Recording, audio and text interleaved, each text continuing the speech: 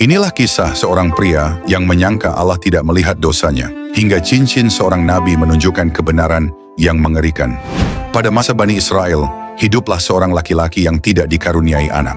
Kesepiannya berubah menjadi iri dan kegelapan di dalam hati. Suatu hari ia melihat seorang anak kecil bermain di jalan, dan bisikan buruk menyeretnya pada keputusan yang kelam. Ia membawa anak itu ke rumahnya, menghabisi nyawanya, lalu menyembunyikannya di gudang. Seorang perempuan yang mengetahui perbuatan itu menangis dan memperingatkannya dengan berkata, "Jangan lakukan ini, hentikan, ini dosa besar." Namun laki-laki itu menjawab dengan sombong, "Jika Allah hendak menghukumku, tentu Dia telah melakukannya saat aku berbuat." Perempuan itu tidak menyerah. Allah tidak membiarkanmu. Ketika kantong dosamu penuh, hukuman pasti datang. Waktu pun berlalu, tetapi hatinya tidak kembali jernih. Ia kembali melihat dua anak lelaki yang lemah dan polos. Ia mengajak mereka pulang, lalu membunuh mereka, dan menyembunyikan jasad mereka bersama korban-korban lain di gudang.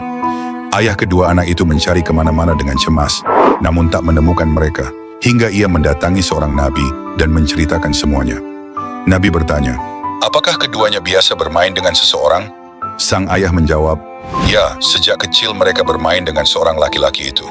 Nabi berkata, "Datangkan laki-laki itu kepadaku." Setelah dihadapkan, Nabi meletakkan cincinnya di antara kedua mata laki-laki itu, lalu melepaskannya dan berkata, "Ikutilah cincin itu, lihat rumah yang dimasukinya, di sanalah kebenaran akan terungkap." Cincin itu bergerak hingga berhenti pada sebuah rumah, dengan lubang di lantai. Orang-orang menggalinya dengan kaki dan tangan gemetar, sampai terlihatlah anak-anak yang hilang dalam lubang itu, dengan keadaan tak bernyawa. Nabi memerintahkan agar pelaku dibawa dan disalib sebagai balasan atas kejahatan besar yang dilakukannya.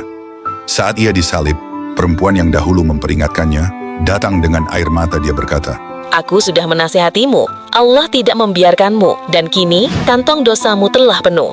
Maka tampaklah bahwa kezaliman sekecil apapun, betapapun disembunyikan, akhirnya akan terbongkar, dan keadilan ilahi pasti datang tepat pada waktunya.